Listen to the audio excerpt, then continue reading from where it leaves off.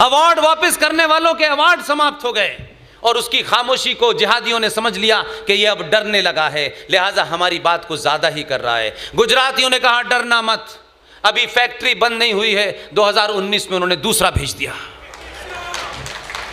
अब वो जो हैं जिन्हें अल्लाह पे यकीन था, कहते थे अल्लाह के हिसाब से हम डरते ही नहीं है, हम अल्लाह के अलावा किसी से नहीं डरते, तो हमने कब कहा कि तुम डरो? हमने तो कभी नहीं कहा, हम तो आज भी कहते हैं कि उस पे हमें यकीन है। 70 साल का वक्त लगाया, ऐसा भेजा है।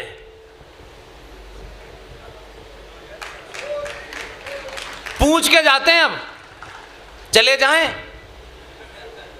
पूछ के जा रहे हैं। इसलिए यह सिलसिला पूरे देश में शुरू हो गया है। भारतीय राजनीति के मूल में सनातनी हिंदू कभी नहीं था। चाटुकारों ने ये मुसलमान है, इसको ये भी दे दो, इसको ये भी दे दो, इसको ये भी दे दो, ये नाजायज चीजें भी दे दो, तब भी आप बर्दाश्त करते रहे। पहली बार भारतीय राजनीति के मूल के और केंद्र में सनातनी हिंदू आया है, और सनातनी हिंदू आया है इसलिए 14, 19, 17, 22 लगातार पैदा हो रहे हैं। आप ठाकुर हैं, ब्राह्मण हैं, बनिया हैं, यादव हैं, दलित हैं, आपको जो रहना है रहिए। ये जाति का सरनेम आपकी निजी जान पहचान है।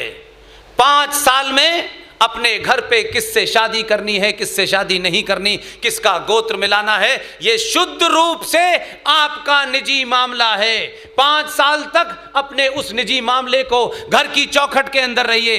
5 साल में एक बार, एक दिन के लिए जब भी वोट करने जाएं, सनातनी होके वोट करें, बस, और कुछ नहीं करना है। किसको चुनना है, किसको चुनना है, नहीं चुनना, मैं आप पे छोड़ता हूं, मेरा इसमें कोई कहना नहीं है। आप एक बार अपने पुरुषार्थ और अपने पूर्वजों को याद कीजिए, सही नैरेटिव को सही तरह रखिए।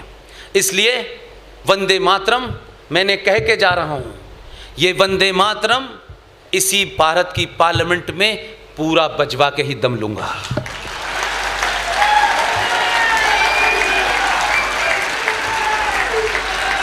इस देश में अजीबो अजीब ये देश है। आप इस देश की व्यवस्था में देखिए तो आपको अजीबो गरीब चीजें मिलेंगी। इस देश में सनातन की पहचान शुद्ध रूप से साइंस, उस जानवर को जिससे उस वक्त इकोनॉमी चलती थी, इतिहास पढ़ के देख लीजिए। बेटी की शादी में स्कूटर, कार नहीं दिए जाते थे, गाय दी जाती थी। उससे पूरा एक सिस्टम चलता है। अध कचरे कॉन्वेंट जैसी नाजायज जगह में पलने वाले बच्चों के बीच में भारतीय बच्चों को जब आप पढ़ाएंगे तो आपकी मानसिकता भी अध कचरी हो जाएगी। यह बदकिस्मती है कि इस देश में अगर आप अध्ययन करें तो सुअरों को सब्सिडी दी जा रही है, सुअर पालने वालों को सब्सिडी दी जा रही है। सुअर का मतलब में आप दूसरा मत लीजिए, मैंने कहा कि सुअर पालने के लिए सब्सिडी दी जा रही है, लेकिन गाय पालने के लिए नहीं दी जा रही है। सुअरों के लिए और सुअरों को सब्सिडी दी जा रही है। हर तरीके की संविधान को तोड़ करके दी जा रही है कि हमें देनी है। फिर कहते हैं जनसंख्या नियंत्रण करो। सुअर जो है जनसंख्या नियंत्रण को में यकीन नहीं रखता, सिर्फ गाय ही रखती है।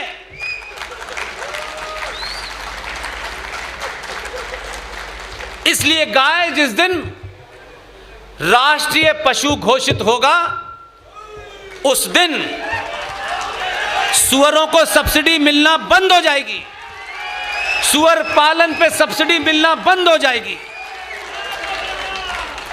लड़ाई लड़नी है तत्कालिक तौर के निजी स्वार्थ और फायदे की लड़ाई मत लड़िए।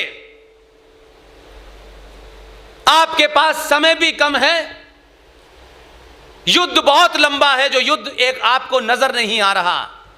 ये जो भागनगर में हुआ है, देश के हर शहर में ये जिहादी 24 घंटे यही काम कर रहे हैं। एक युद्ध है जो अंदर चल रहा है, जो दिख नहीं रहा है, जिसको बीच बीच में आप देखते हैं। अच्छा, 10 मार दिए। अच्छा, आज गुजरात में हो गया, आज राजस्थान में हो गया। आप सिर्फ इन खबरों को गिनिए।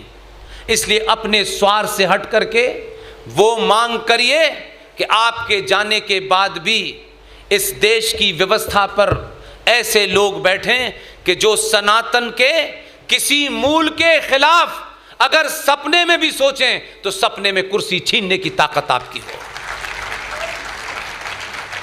इसलिए मैं मानता हूं कि जागृति का सबसे बड़ा जो मैं मापदंड देखता हूं वो ये है कि अगर आप राष्ट्र को मानेंगे, अगर राष्ट्र की परिभाषा आपकी ये है कि राष्ट्र प्रथम है, देश बाद में है। देश चलाने के लिए सरकार संसद बैठी है, आपने जिसे चुना है। इसलिए लोग कहते हैं मैं देश के लिए जान दे सकता हूं। देश के लिए आप जान दे ही नहीं सकते हैं, क्योंकि आप देश के अंग नहीं हैं।